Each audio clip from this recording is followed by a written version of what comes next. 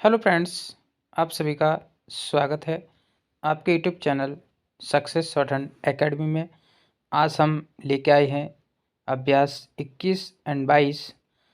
Dictation start हो गई 5 second बाद। स्टार्ट। अध्यक्ष महोदय, मैं आपका आभारी हूँ कि आपने मुझे बोलने का अवसर दिया।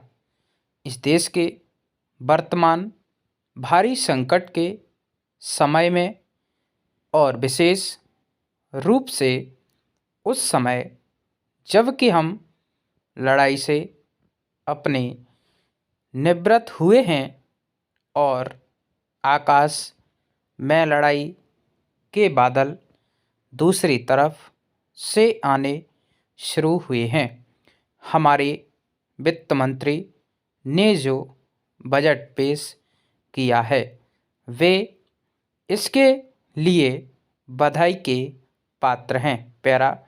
यद्यपि भिन्न भिन्न पहलुओं को लेकर आलोचनाएं की गई हैं, लेकिन यदि उनकी कठिनाइयों को भी देखा होता कि राष्ट्र को किन किन संकटों का सामना करना पड़ रहा है, इस बात पर भी अगर मेरे से पहले बोलने वाले वक्ताओं ने विचार किया होता तो मेरा विश्वास है कि उनकी आलोचनाओं का आधार कुछ दूसरा होता। उन्होंने ऐसे कठिन अवसर पर यह एक संतुलित बजट पेश किया है और इसके लिए मैं उन्हें बार बार बधाई देता हूँ, लेकिन साथ ही साथ में अपना यह कर्तव्य समझता हूँ कि कुछ ऐसे विचार भी उनके सामने प्रस्तुत करूं जिससे उनकी कठिनाइयाँ कुछ हल हो जाएं। उदाहरण के रूप में विगत 2 वर्षों में लेखा जोखा कमेटी में बैठने के समय मुझे ऐसा अनुभव हुआ है कि इस देश में 2-3 इस प्रकार की त्रुटियां मौजूद हैं जिनको दूर करने के लिए, जिनकी जांच करने के लिए यदि कोई एक कमेटी या आयोग बिठा दिया जाए तो राष्ट्र को, राष्ट्र की सरकार को, राष्ट्र के विकास कार्यों को और राष्ट्र की रक्षा व्यवस्था के लिए करोड़ों नहीं अरबों की व्यवस्था फौरन हो सकती है। केवल शासन को जागरूक होकर कुछ कदम उठाने की आवश्यकता है। पैरा। अभी कुछ छिपे हुए धन का जिक्र किया गया। सरकार ने भी समय समय पर ऐसा आभास दिया है कि इस देश में लगभग 30,000 करोड़ रुपए का छिपा धन मौजूद है। स्वयं मैं समझ नहीं पाता हूँ जब सरकार ऐसा अनुभव करती है तो इसकी व्यवस्था करने में उसको दिक्कत क्या आ रही है। ऐसा मालूम होता है कि कहीं इच्छा शक्ति की कमी है। भारत की इस सरकार ने अपनी शक्ति का ठीक से उपयोग करके उस दुश्मन के दांत खट्टे किए जिसके कि ऊपर विश्व के और इंग्लैंड जैसी शक्तियों का अटूट सहारा था और जिसको कि उन्होंने हमारे विरुद्ध उकसाकर खड़ा किया था और अपना पूर्ण सहयोग दिया था।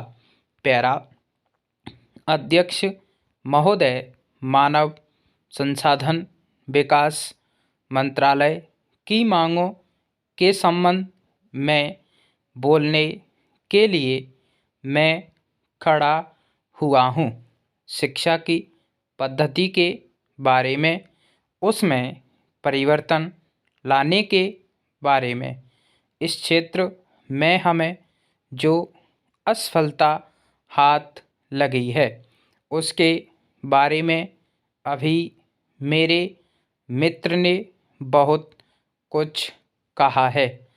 दुर्भाग्य की बात यह है कि देश में सभी लोग यह मानते हैं कि शिक्षा में प्रगति नहीं हुई है।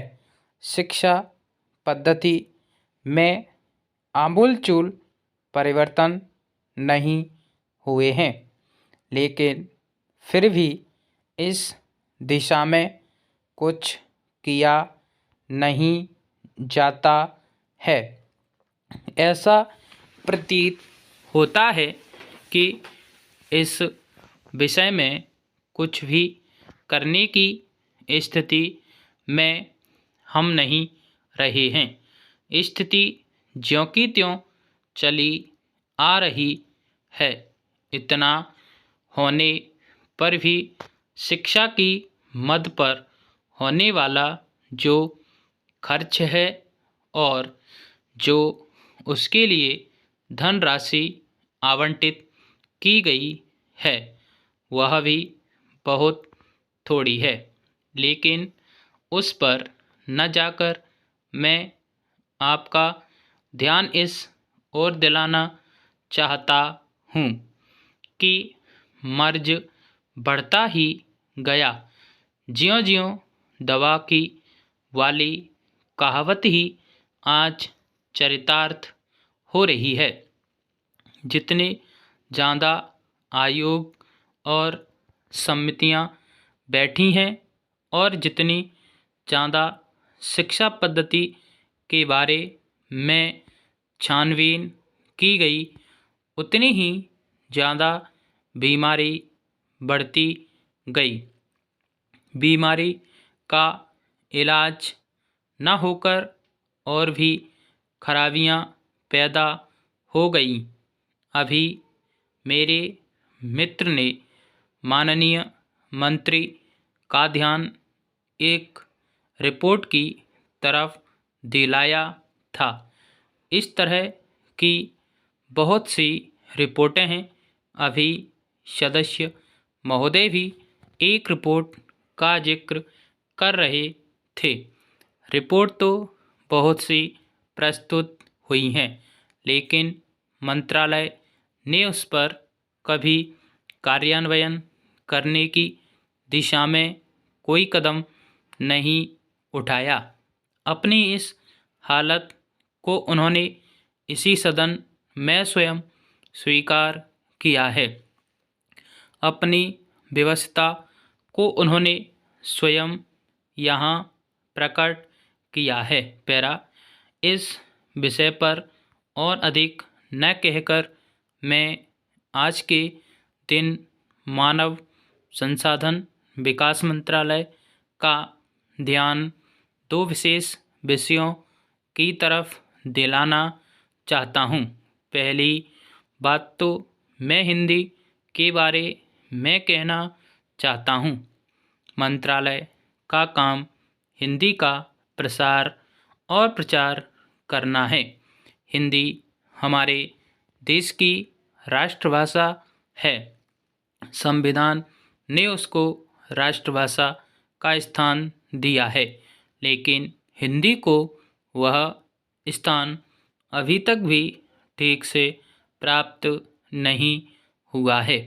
इसके कई कारण हो सकते हैं।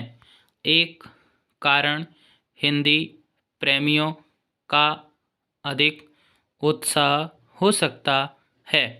दूसरा, दलगत राजनीति से प्रभावित होकर राजनेताओं का भाषा के बारे में अपनाया गया दृष्टिकोण हो सकता है।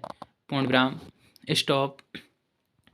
वीडियो अच्छी लगी हो लाइक शेयर कमेंट करें, सब्सक्राइब करें, बेल आइकन दबाएं जिससे नोटिफिकेशन पहुंचता रहे। टेलीग्राम ग्रुप में जुड़ने के लिए डिस्क्रिप्शन में लिंक दी हुई है, वहां से टेलीग्राम ग्रुप ज्वाइन कर सकते हैं। धन्यवाद।